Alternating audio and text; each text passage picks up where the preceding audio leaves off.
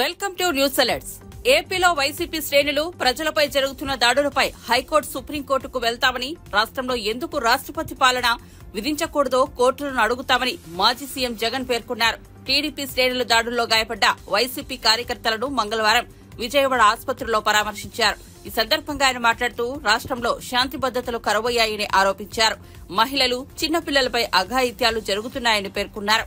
రాష్ట్రంలో నెలకొన్న పరిస్థితులపై గవర్నర్ జోక్యం చేసుకోవాలని కోరుతూ వినతిపత్రం అందజేస్తామని తెలిపారు. కానీ మొట్టమొదటిసారిగా చూస్తా ఉన్నాం, చంద్రబాబు నాయుడు గారి మీద వ్యతిరేకత అన్నది చాలా ఫాస్ట్ గా పెరిగిపోతా ఉంది. నిజంగా ముఖ్యమంత్రిగా ఉన్న వ్యక్తి గవర్నెన్స్ మీద ఫోకస్ పెట్టాల్సింది పోయి ఏం చేస్తా ఉన్నాడు అన్నది ఒక్కసారి తనను తాను ప్రశ్నించుకోవాలి అని అడుగుతా ఉన్నా. ఈరోజు రైతులకు సంబంధించి వ్యవసాయం పూర్తిగా ముమ్మరంగా సాగుతా ఉన్న పరిస్థితుల్లో రైతులకు తాను హామీ ఇచ్చిన మేనిఫెస్టోలో తాను చెప్పిన హామీ, రైతులకు 20,000 రూపాయలు పెట్టుబడి సహాయంగా ఇస్తానని చెప్పి రైతులకు ఎగరగొట్టేశాడు. ఇవ్వాల్సిన రైతు భరోసా సొమ్మును కూడా ఇవ్వకుండా, ఎక్కువ చేసి ఇస్తానన్న రైతు భరోసా సొమ్మును కూడా ఇవ్వకుండా రైతులకు మోసం చేశాడు. పిల్లలు బడులకు పోతా ఉన్నారు. ఎంతమంది పిల్లలు బడులకు పోతా ఉన్నారు అన్నది అందరికీ తెలిసిన లెక్కలే. ప్రతి సచివాలయంలోనూ ఎంప్లాయీస్ ఉన్నారు, మండల ఎడ్యుకేషన్ ఆఫీసర్లు ఉన్నారు. అయినా కూడా తల్లులను మోసం చేస్తూ అమ్మఒడి ఎగరగొట్టేశారు. ప్రతి పిల్లాడికి ఇస్తాను అని ఎన్నికలప్పుడు చెప్పిన హామీ, నీకు 15,000, నీకు 15,000, నీకు 15,000, నీకు 15,000 అని చెప్పి ఆ ప్రతి పిల్లాడిని చూపించి ఇస్తాము అని చెప్పి ఆ పిల్లలను మోసం చేశారు.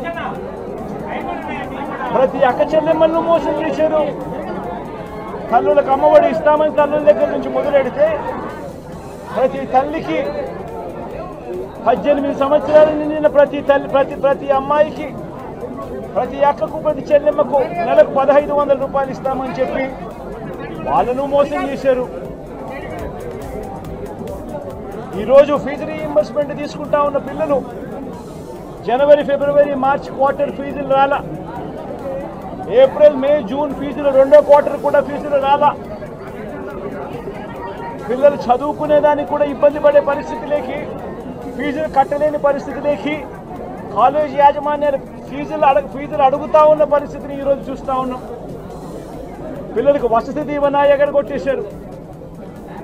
అక్క చెల్లెమ్మలకు సున్నా వడ్డీ కూడా రావాల్సిన సున్నా వడ్డీ కూడా మామూలుగా ఏప్రిల్లో రావాల్సింది, అది ఎగరగొట్టేశారు. ఇవన్నీ కూడా వైఎస్ఆర్ కాంగ్రెస్ పార్టీ ఉన్నప్పుడు జగన్ ముఖ్యమంత్రి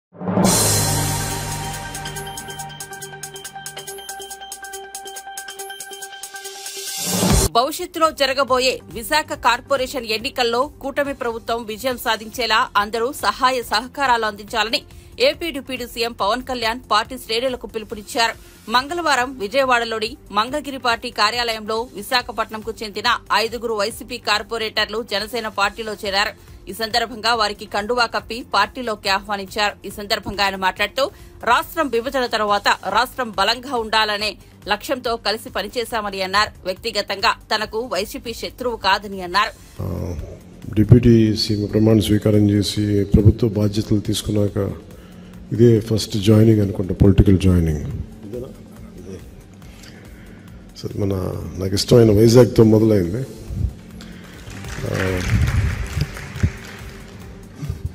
ఎప్పుడు ఈ గవర్నమెంట్ మీటింగ్స్ అలవాటు మళ్ళీ కొంచెం కొత్తగా ఉంది మళ్ళీ పొలిటికల్ మీటింగ్స్ చేయడం.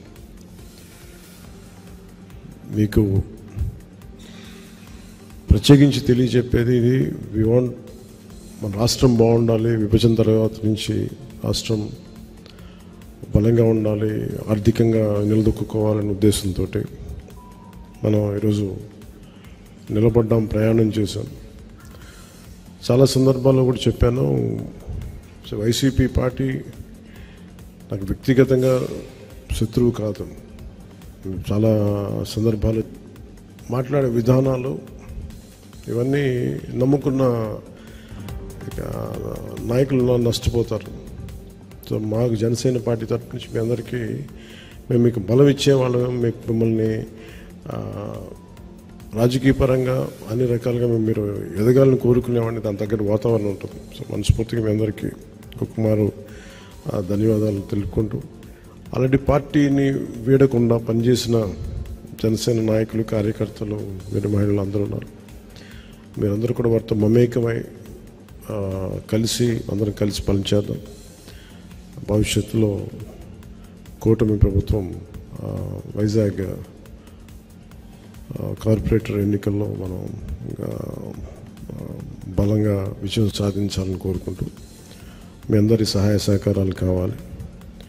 వైజాగ్లో మీకు తెలుసు, ప్రత్యేకంగా పొల్యూషన్ సమస్య చాలా బలంగా ఉంది. దేశంలో కూడా ఎక్కడ లేనంత పొల్యూషన్, కాలుష్యం, వాయు కాలుష్యం కానీ, పర్యావరణ మన నీటి కాలుష్యం కానీ చాలా ఎక్కువ ఉన్న నగరం వైజాగ్ జిల్లా. సో ముఖ్యంగా కార్పొరేటర్స్గా మీ అందరికీ చాలా బలమైన బాధ్యతలు ఉంటాయి. ఈ ఎన్వైరన్మెంట్ పొల్యూషన్ బోర్డు శాఖను కూడా నేనే హెడ్ చేస్తూ ఉన్నాను. దాంట్లో భాగంగా నేను వైజాగ్కి వచ్చినప్పుడు మీ దృష్టి కొన్ని సమస్యలు తీసుకొస్తాం. మన మధ్యన విశాఖ కాలుష్యం ఎలా ఉంది అనేది ప్రత్యేకించి వంశీకృష్ణ యాదవ్ గారు అడిగారు నన్ను అసెంబ్లీలో. ఆయన మొట్టమొదటి అడిగిన చాలా వ్యాలిడ్ ప్రశ్న అది. సో దానికి చాలా వివరంగా చెప్పాను. ఇంకా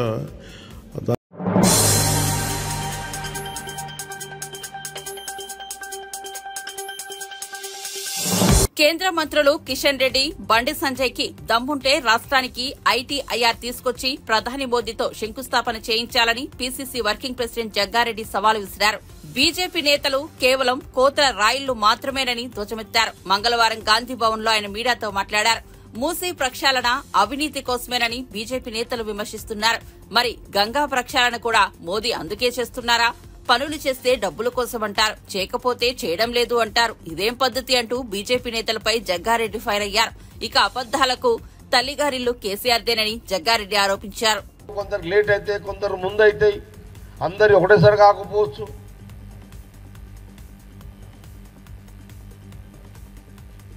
మొన్న అసెంబ్లీ సిఎల్పి అపోజిషన్ పార్టీ సిఎల్పిగా బట్టి విక్రమార్క మేము ఉన్నప్పుడు, టీఆర్ఎస్ గవర్నమెంట్ ఉన్నప్పుడు హోంగార్డ్ 250 మందిని, అంటే ఎప్పుడో వాళ్ళు కేసీఆర్ తీసింది కదా, ఎప్పుడో తీసారు 250 మంది హోంగార్డులను మనం అపోజిషన్ పార్టీ ఎమ్మెల్యేగా మాట్లాడినాం. బట్టి గారు మరి దీన్ని మనం రూలింగ్లోకి వచ్చా 250 మందికి హోంగార్డులకు జాబ్లు ఎక్కియండి అని మళ్ళీ బట్టి గారితో ఎండార్స్మెంట్ వేయించారు తీసుకుపోయి.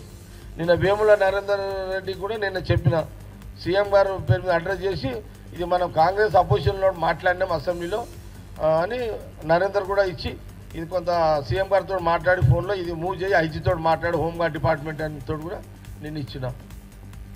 అంటే ఇంత ఇప్పుడు నేను ఎమ్మెల్యే లేను, అయినా గతంలో ఎమ్మెల్యేగా ఉన్నప్పుడు కొన్ని మేము అసెంబ్లీలో మాట్లాడినప్పుడు అంశాలు కూడా మేము తీసుకుపోయి ఇచ్చినప్పుడు సీఎం రేవంత్ రెడ్డి గారు కానీ, లేదా నరేందర్ కానీ, లేకపోతే అక్కడ బట్టి విక్రమార్క కానీ, మా ఉత్తమ్ కుమార్ రెడ్డి గారు కానీ, ఇంకా మిగతా ఆల్ మినిస్టర్స్ రెస్పాండ్ అవుతున్నారు. ఎందుకు అవుతున్నారు? That is Congress party, Congress government. అది కాంగ్రెస్ పార్టీ, కాంగ్రెస్ గవర్నమెంట్ పనితీరు. పని ఎక్కడ జరుగుతుందయ్యా అంటే కాంగ్రెస్ పార్టీ గవర్నమెంట్లోనే జరుగుతుంది. సమస్యలు వస్తే చెప్తే వినేటోళ్ళు ఎవరయ్యా అంటే కాంగ్రెస్ పార్టీ, కాంగ్రెస్ గవర్నమెంట్లోనే జరుగుతుంది. ఇది ఈ రకంగా పరిపాలన జరుగుతుంటే మహానుభావులు, బీజేపీ నాయకులు, బీఆర్ఎస్ నాయకులు రాళ్లతోడు కొడుతున్నారు. బురదల్లే కార్యక్రమం పెట్టుకున్నారు కాంగ్రెస్ గవర్నమెంట్ మీద. ఇప్పుడు మనం చూడండి, స్కిల్ డెవలప్మెంట్కి సంబంధించి ముఖ్యమంత్రి గారు అమెరికాకు పోకంటే ముందే ఇండస్ట్రియల్ మినిస్టరు శ్రీధర్ బాబు గారు అండ్ ముఖ్యమంత్రి గారు ఎక్కడది శంషాబాద్ దగ్గర, ముచ్చెర్ల దగ్గర దాదాపు 60 ఎకరాలు స్కిల్ డెవలప్మెంట్ సంబంధించి అక్కడ శంకుస్థాపన చేయడం జరిగింది. ఎంతోమందికి అది జీవనోపాధి, ఎంతోమందికి అది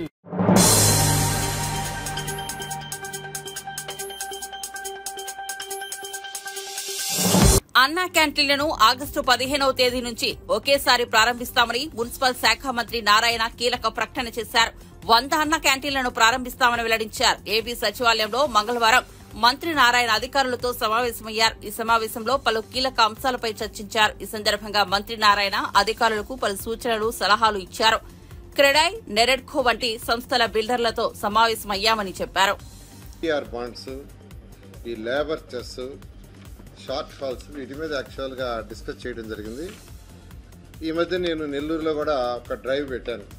ఈ టౌన్ ప్లానింగ్ సంబంధించి నెల్లూరులో శాంపిల్గా డ్రైవ్ స్టార్ట్ చేశాను. ఒకరోజు మార్నింగ్ 11 నుంచి 3 గంటల దాకా ఎవరెవరికైతే ఇబ్బందులు ఉన్నాయో, ఈ టౌన్ ప్లానింగ్లో ఇబ్బందులు ఉన్నాయో వాళ్ళందరినీ రమ్మని మీ మీడియా ద్వారానే చెప్పడం జరిగింది. అయితే ముందు రోజు మా టౌన్ ప్లానింగ్ డైరెక్టర్ వాళ్ళ టీంని పంపించాను. ఏమేమి ఉన్నాయో క్లియర్ చేయమంటే వాళ్ళు 40 మందికి ఆ రోజు ముందు రోజే క్లియర్ చేశారు. నేను పోయిన తర్వాత వచ్చిన వాళ్ళలో 15 మంది వచ్చారు. 15 మందిలో కూడా 10 మందికి అక్కడ స్పాంటేనియస్గా క్లియర్ చేశారు. మరొక 5 షార్ట్ ఫాల్స్ ఉంటే వాళ్ళని ఇమీడియట్గా వెరిఫై చేసి క్లియర్ చేయమని చెప్పాను. ఈ విధంగా ఈ డిపార్ట్మెంటు ప్రజలకి ఎటువంటి ఇబ్బంది లేకుండా, బిల్డర్స్కి ఎటువంటి ఇబ్బంది లేకుండా, ఇండివిజువల్స్ ఎటువంటి ఇబ్బంది లేకుండా చేయాలనే ఉద్దేశంతో ముఖ్యమంత్రి గారు ప్రత్యేకంగా దీని మీద డ్రైవ్ చేయమన్నారు. మొన్న విశాఖపట్నంలో కూడా చేస్తామంటే అక్కడ ఎలక్షన్ కోడ్ వచ్చింది, అందువల్ల విశాఖపట్నం కాలేదు.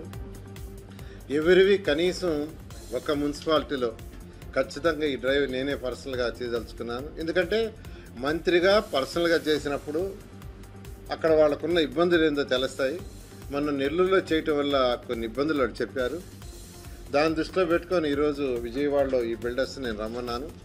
వీళ్ళు కొన్ని సమస్యలు చెప్పారు. వాళ్ళు చెప్పిన సమస్యలు కొన్ని నిజమైనవే. అంతేకాకుండా ఇతర రాష్ట్రాల్లో ఈ టౌన్ ప్లానింగ్ రూల్స్ రెగ్యులేషన్స్ ఎలా ఉన్నాయి, అర్బన్ అథారిటీస్ ఎలా ఉన్నాయి అనే దాని మీద స్టడీ చేయమని మా డిపార్ట్మెంట్కి ఆదేశించాను. వాళ్ళు కూడా 5 టీములు ఫామ్ చేసి, మా యొక్క ప్రిన్సిపల్ సెక్రటరీ గారు 5 టీములు ఫామ్ చేసి 10 రాష్ట్రాలకు పంపిస్తున్నారు. ఒక్కొక్క టీం 2 రాష్ట్రాలు స్టడీ చేసి తీసుకొచ్చేదానికి. అదేవిధంగా ఈ బిల్డర్స్ అసోసియేషన్లు ఉన్నాయి, వాళ్ళకు కూడా చెప్పాను, మీకు ఇండియాలో ఉండే అన్ని అసోసియేషన్తో టచ్లో ఉన్నారు కాబట్టి మీరు కూడా అక్కడ ఎలా జరుగుతుంది, వాళ్ళ రూల్స్ అండ్ రెగ్యులేషన్స్ ఏంది అనేది తీసుకురమ్మాను.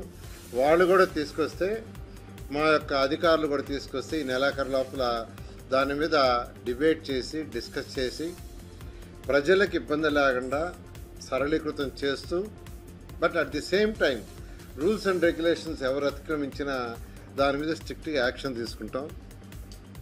అంతేకాకుండా ఈరోజు ఆన్లైన్లో కొన్ని సమస్యలు అన్నీ బాగానే ఉన్నాయి. మళ్ళీ అది అప్రూవ్ అయిన తర్వాత ఈసీ తీసుకురమ్మంటున్నారు. ఈసీ పరిగెత్తాల్సి వస్తుంది.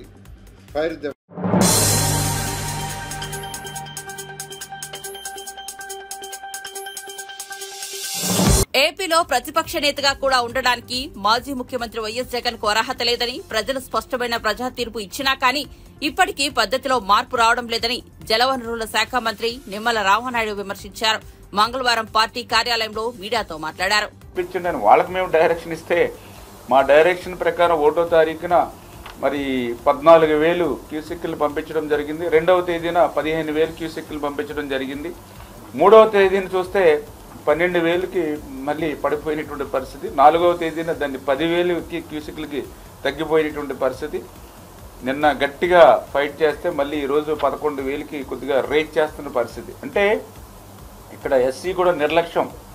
అంటే ఏదైతే ఆయన రేపు కృష్ణా నుంచి ఎగువ నుంచి వరద నీరు పెద్ద ఎత్తున వస్తుంది కాబట్టి ఆల్రెడీ పట్టిసీమ నుంచి మళ్ళీ వాటర్ తోడుకుని మళ్ళీ వెయిట్ చేసే కంటే పట్టిసీమ పంపుల్ని నిలుపుదల చేయడం జరిగింది.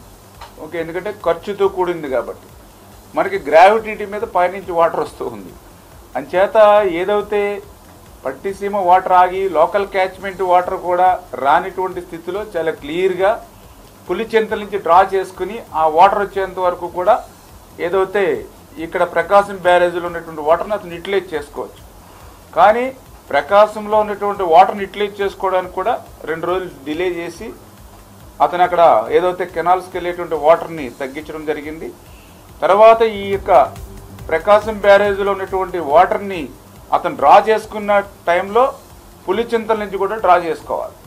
ఎందుకంటే అది కూడా 24 hours పడుతుంది పైనుంచి రావడానికి.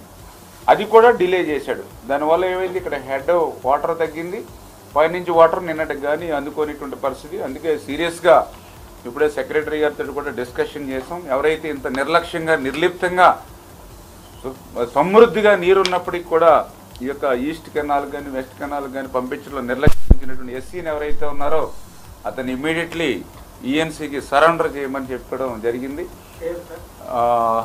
ప్రసాద్ బాబు నియర్లీ ఏదైతే అతను ఏంటంటే ఈ రీజన్ అంటే చెప్తున్నాం కదా, గత 5 సంవత్సరాల్లో వాళ్ళ పనులు ఇరిగేషన్లో ఏ పని చేయాలి, ఎట్లా చేయాలి, వాటర్ మేనేజ్మెంట్ని ఎట్లా చేయాలి, మేము డైనమిక్గా మేనేజ్మెంట్ చేయండి వాటర్ మేనేజ్మెంట్ అని మేము చెప్తే చాలా క్లియర్గా అది ఇప్పుడు ఇరిగేషన్ మీద అవగాహన లేనటువంటి వ్యక్తి అయినా చేయగలుగుతాడు. ఏదైతే ఇప్పుడు east canal west canal water పంపించాలని అనుకున్నప్పుడు యాక్చువల్గా పులిచింతల నుంచి డ్రా చేసుకుని వాటర్ని మనం క్లియర్ చేసుకోవచ్చు కిందకి. కానీ అక్కడ పులిచింతల నుంచి డ్రా చేసుకోలేదు. ఇటు ఏదైతే 2 రోజులు ఆలస్యంగా ప్రకాశం నుంచి వాటర్ తీసుకున్నాడు. దీనివల్ల ఇది హెడ్ డౌన్ అయింది, వాటర్ లెవెల్ తగ్గింది. అంటే ఏదైతే చాలా క్లియర్గా అంటే ఈ యొక్క నిర్లక్ష్యంతో ఎవరైతే ఉన్నారో అటువంటి అధికారులని ఉపేక్షించేటువంటి పరిస్థితి ఉండదు. ఎందుకంటే మా ప్రభుత్వం లక్ష్యం ప్రాధాన్యత వేరు, గత ప్రభుత్వం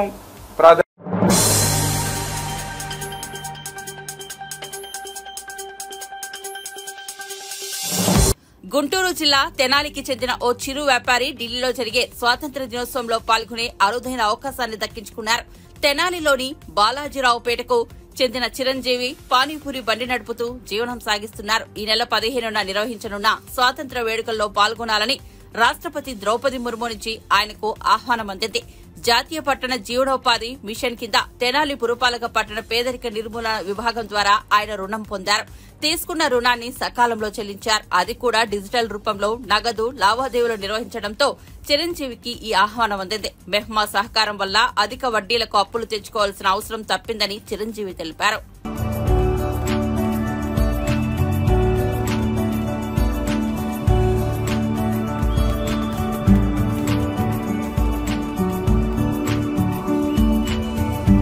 తెనాలి బాలాజీరావుపేటలో చిన్న పానీపూరి బండి నడుపుకుంటూ ఉంటాను. నా పేరు మెగావత్ చిరంజీవి. నాకు పిఎం స్వానిధి ద్వారా కేంద్ర ప్రభుత్వం 10,000 రూపాయలు 2021లో లోన్ ఇప్పించింది. ఆ లోన్ సకాలంలో కట్టడం మూలంగా 20,000 రూపాయలు నెక్స్ట్ టర్మ్ ఇప్పించారు. ఆ 20,000 రూపాయలు కూడా సకాలంలో కట్టడం మూలంగా 50,000 ఇప్పించారు. ఇవన్నీ డిజిటల్ పేమెంట్లో ఎక్కువగా చేయటం మూలంగా నాకు కేంద్ర ప్రభుత్వం నుంచి ద్రౌపది ముర్ము గారు ఇన్విటేషన్ కార్డు పంపించారు 78వ స్వతంత్ర దినోత్సవానికి పాల్గొనమని. నన్ను స్టేట్ వైడ్లో ఒక్కడిగా ఎంపిక చేసినందుకు నాకు చాలా సంతోషకరంగా ఉంది.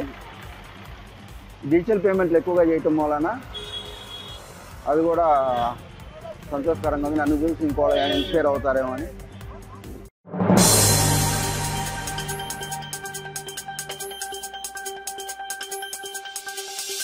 తెలంగాణపై ఢిల్లీ నుండి కుట్ర జరిగే అవకాశం ఉందని బీఆర్ఎస్ నేత ఆర్ఎస్ ప్రవీణ్ కుమార్ సంచలన వ్యాఖ్యలు చేశారు. తెలంగాణ సిద్ధాంతకర్త ప్రొఫెసర్ జయశంకర్ జయంతి సందర్భంగా తెలంగాణ భవన్లో జయశంకర్ విగ్రహానికి పూలమాలలు వేసి బీఆర్ఎస్ నేతలు నివాళులు అర్పించారు. అనంతరం ప్రవీణ్ కుమార్ మాట్లాడుతూ ఉమ్మడి రాష్ట్రంలో తెలంగాణ యుద్ద భూమిగా ఉండేదన్నారు. వరంగల్ జిల్లా అడిషనల్ ఎస్పీగా నేను జయశంకర్ ను కలిశానని తెలిపారు. రిజర్వేషన్లు అమలు చేయాలనేది రాజ్యాంగం చెప్తా ఉన్నది. చాలా పబ్లిక్ సర్వీస్ కమిషన్స్ కూడా ఇదే విషయం చెప్తున్నాయి. సుప్రీంకోర్టు ఎన్నో సందర్భాల్లో జడ్జిమెంట్లో కూడా చాలా స్పష్టంగా సామాజిక న్యాయం పాటించాలని చెప్పి సుప్రీంకోర్టు చెప్పింది. కానీ ఇవాళ తెలంగాణ ప్రభుత్వం, తెలంగాణ పబ్లిక్ సర్వీస్ కమిషన్ ఈ ప్రాథమిక సూత్రానికి, రాజ్యాంగబద్ధమైన సూత్రానికి తూట్లు పొడుస్తూ ఉన్నది. దానివల్ల చాలామంది నిరుద్యోగులకు అన్యాయం జరుగుతున్నది. ఇక గ్రూప్ 1 ఎగ్జామ్ విషయానికి వస్తే మీ అందరికీ కూడా తెలుసు, ఆనాడు కేసీఆర్ గారు గ్రూప్ 1 నోటిఫికేషన్ ఇవ్వడమే కాకుండా గ్రూప్ 1లో ప్రిలిమినరీలో ఏ విధంగా రిజర్వేషన్ పాటించాలి, మెయిన్లో ఏ విధంగా రిజర్వేషన్ పాటించాలనేది చాలా స్పష్టంగా ఒక జియో నెంబర్ 55 ద్వారా స్కీమ్ ఆఫ్ ఎగ్జామినేషన్ కూడా ఇవ్వడం జరిగింది. కానీ ఈరోజు రేవంత్ రెడ్డి గారి ప్రభుత్వం నిరుద్యోగులను ఆదుకుంటామని చెప్పి జాబ్ క్యాలెండర్ ఇస్తామని చెప్పి నిరుద్యోగులను మోసం చేస్తూ నిరుద్యోగుల్లో సామాజిక న్యాయం కూడా పాటించకుండా, రాజ్యాంగం చెప్పిన ఇవి పాటించకుండా జియో 29 తీసుకొచ్చి దానికి ఉదాహరణకు మీకు గ్రూప్ 1లో 563 పోస్టులు ఆనాడు కేసీఆర్ గారు 503 పోస్టులకు ఇస్తే ఈ ప్రభుత్వం 60 పోస్టులు ఎక్స్ట్రాగా కలిపి 563 పోస్టులకు 21 జూన్ 2024లో మరి మళ్ళీ ఇచ్చి తర్వాత ఎగ్జాము జూన్ 9 నాడు కండక్ట్ చేసిండ్రు. రిజల్ట్స్ జూలై 28 నాడు రిజల్ట్స్ డిక్లేర్ చేసిండ్రు. టోటల్గా ఈ ఎగ్జామ్కు ఆ పరీక్ష రాసిన అభ్యర్థుల సంఖ్య 3,02,172 మంది. మరి ఒక్క పోస్టుకు 50 మంది అభ్యర్థులను మెయిన్కు సెలెక్ట్ చేయాలంటే 1:50 నిష్పత్తిలో 50 మంది అభ్యర్థులను ఒక పోస్టుకు చేస్తే టోటల్గా 28,150 మంది అభ్యర్థులు రావాలి. 28,150 మంది అభ్యర్థులను కేసీఆర్ గారు తలపెట్టిన జియో 55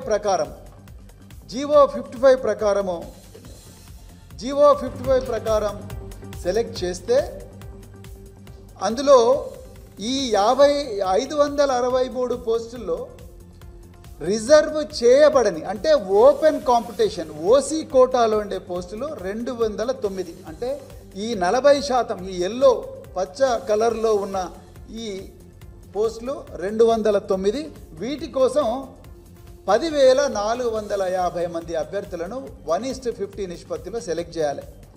అదేవిధంగా మిగతా ఏవైతే పోస్టులు ఉన్నాయో ఆ పోస్టులు 60% పోస్టులు ఏవైతే ఉన్నాయో ఆ 60% పోస్టులు టోటల్గా 17,700 మంది అభ్యర్థులను సెలెక్ట్.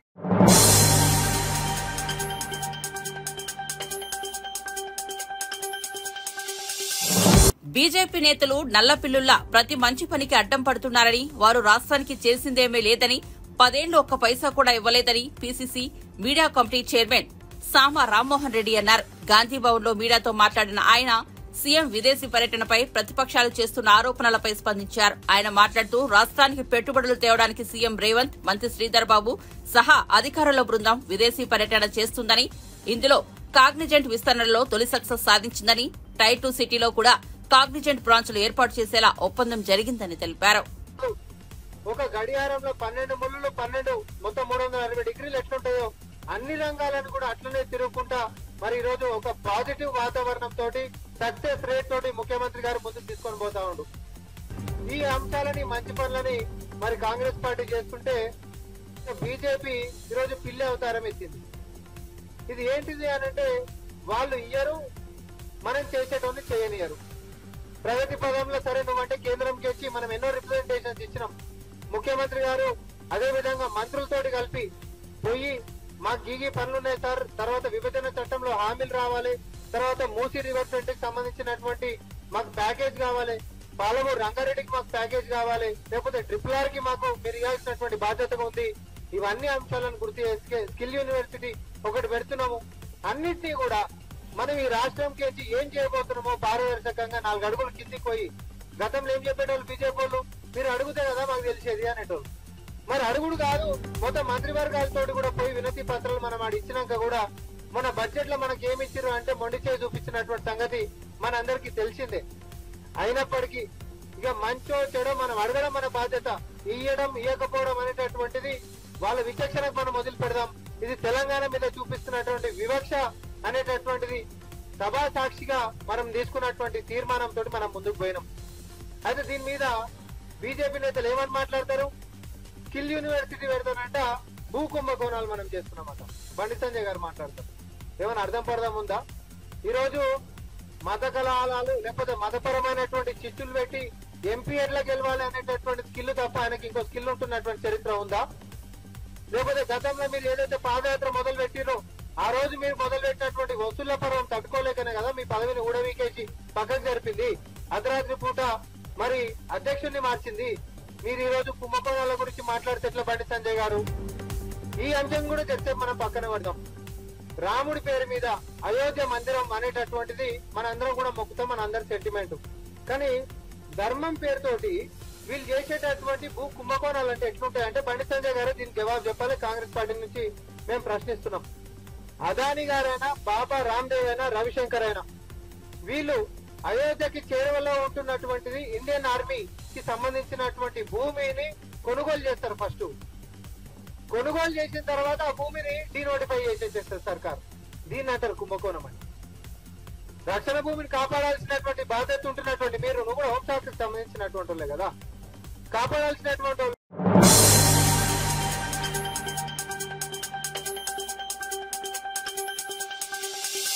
కలియుగ ప్రత్యక్ష దైవం వెంకటేశ్వర స్వామిని దర్శించుకునేందుకు భక్తులు వివిధ ప్రాంతాల నుంచి తిరుమలకు తరలివస్తున్నారు. టోకెన్లు లేని భక్తులకు 6 గంటల్లో సర్వదర్శనం కలుగుతుందని టీటీడీ అధికారులు వివరించారు. స్వామివారిని 63,095 మంది భక్తులు దర్శించుకోగా 23,127 మంది తల నీలాలు సమర్పించుకున్నారు.